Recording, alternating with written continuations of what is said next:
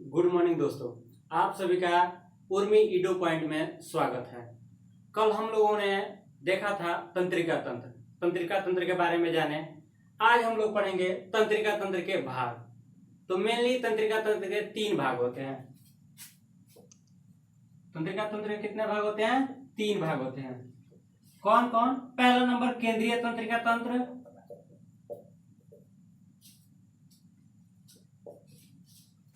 केंद्रीय तंत्रिका तंत्र।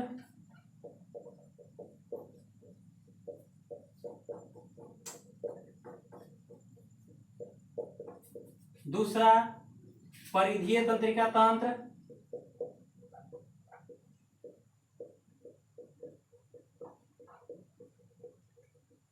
तीसरा स्वायत्त तंत्रिका तंत्र।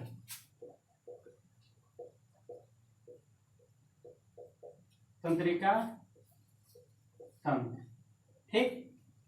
तंत्रिका तंत्र के 3 भाग, केंद्रीय तंत्रिका तंत्र, परिधीय तंत्रिका तंत्र और स्वायत्त तंत्रिका तंत्र, ठीक है। अब देखा जाए केंद्रीय तंत्रिका तंत्र के 2 भाग होते हैं। केंद्रीय तंत्रिका तंत्र के कितने भाग होते हैं? 2 भाग। कौन कौन? तो पहला होता है मेरुरज्जु, दूसरा होता है मस्तिष्क। दूसरा मस्तिष्क।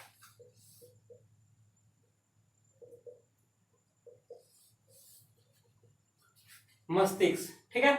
अब देखा जाए इनके 2 भाग, इन दोनों का काम क्या है, ठीक है। तो सबसे पहले आते हैं मेरुरज्जु पर। मेरुरज्जु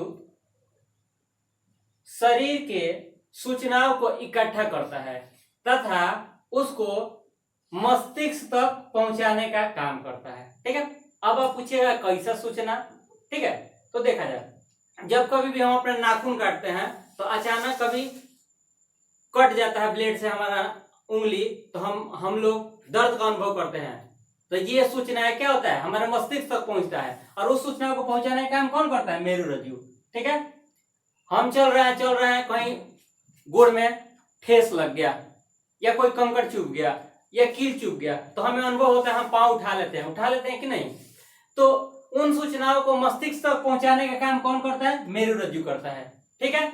उसके बाद मस्तिष्क के पास आते हैं। तो मस्तिष्क का काम यह है कि ये सूचनाओं को अध्ययन करता है, उसको इकट्ठा करता है, ठीक है, तथा निर्देश देने का काम करता है। 3 काम करता है। पहला नंबर सूचनाओं को अध्ययन करेगा, दूसरा उसको स्टोर करेगा, इकट्ठा करेगा, और तीसरा निर्देश देने का काम करता है। 3 काम ये करते हैं कौन? मस्तिष्क, ठीक है।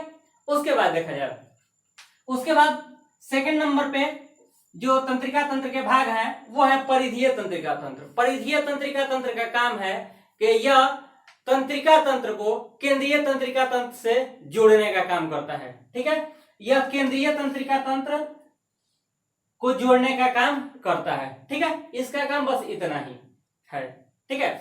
इसके बाद आते हैं स्वायत्त तंत्रिका तंत्र पर। स्वायत्त तंत्रिका तंत्र, तो सबसे पहले देखते हैं कि स्वायत्त तंत्रिका तंत्र का खोज 1921 ईस्वी में लैंगली नामक वैज्ञानिक ने किया था। कब किया था? 1921 में लैंगली नामक वैज्ञानिक ने किया था, ठीक है। अब देखते हैं इनके बारे में, स्वायत्त तंत्रिका तंत्र के बारे में। यह तंत्रिका तंत्र ऐसा कार्य करता है जिसके शरीर में होने या न होने से कोई फर्क नहीं पड़ता है, ठीक है। वह काम कौन करता है? स्वायत्त तंत्रिका तंत्र, ठीक है। जैसे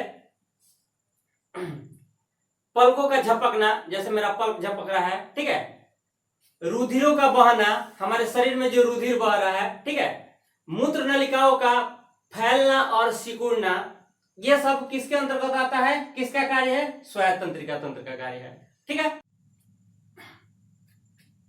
स्वायत्त तंत्रिका तंत्र के 2 भाग होते हैं। उससे पहले हम लोग स्वायत्त तंत्रिका तंत्र के बारे में जानते हैं कि इसको नियंत्रित करने का कार्य हाइपोथैलेमस करता है, ठीक है। नियंत्रित करने का काम कौन करता है? हाइपोथैलेमस। हाइपोथैलेमस नियंत्रित करने का काम करता है, ठीक है।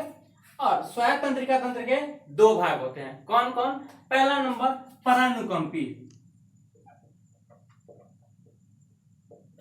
परानुकंपी स्वायत्त तंत्रिका तंत्र, उसके बाद अनुकंपी स्वायत्त तंत्रिका तंत्र। परानुकंपी और अनुकंपी स्वायत्त तंत्रिका तंत्र, ठीक है। तो सबसे पहले जानते हैं अनुकंपी तंत्रिका तंत्र के बारे में कि इनका काम क्या है। तो यह आपातकाल में कार्य करता है। यह आपातकाल में शरीर को संतुलित करने, संभालने का काम करता है। कौन? अनुकंपी स्वायत्त तंत्रिका तंत्र, ठीक है। उसके बाद आता है परानुकंपी। परानुकंपी का कार्य आपातकाल स्थिति में जो ऊर्जा खर्च होता है, उसके बाद से जो ऊर्जा बच जाता है, उस ऊर्जा को स्टोर करने का कार्य करता है परानुकंपी, ठीक है। अब देखा जाए इनके कार्यों की बात की जाए तो ये दोनों एक दूसरे के विपरीत कार्य करते हैं, ठीक है। ये किसी काम को अधिक कर देता है तो ये किसी काम को कम करता है, ठीक है। दोनों एक दूसरे के विपरीत करते हैं। तो कार्यों की बात करते हैं, ठीक है। पहला नंबर कार्य कौन करेगा? परानुकंपी। परानुकंपी ये क्या करते हैं? लार की मात्रा को बढ़ाता है। लार की मात्रा को ये क्या करता है? बढ़ा देता है। जबकि अनुकंपी लार की मात्रा को क्या करता है? कम कर देता है, ठीक है। एरो का निशान से आप समझिएगा। ऊपर मतलब बढ़ना, नीचे मतलब कम होना, ठीक है। उसके बाद से ये परानुकंपी पाचन शक्ति में वृद्धि कर देता है। पाचन शक्ति में क्या करता है? वृद्धि कर देता है, ठीक है। और अनुकंपी पाचन शक्ति में क्या करता है? कमी कर देता है, ठीक है। इस बात को याद रखेंगे। उसके बाद से ये दो काम हुए। तीसरा, परानुकंपी आश्रु ग्रंथि की क्षमता को कम कर देता है।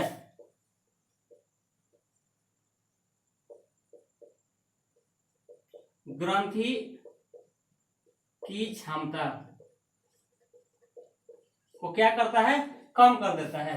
जबकि अनुकंपी स्वायत्त तंत्रिका तंत्र उस क्षमता को बढ़ा देता है, ठीक है। आगे, पसीना की मात्रा को यह कम कर देता है।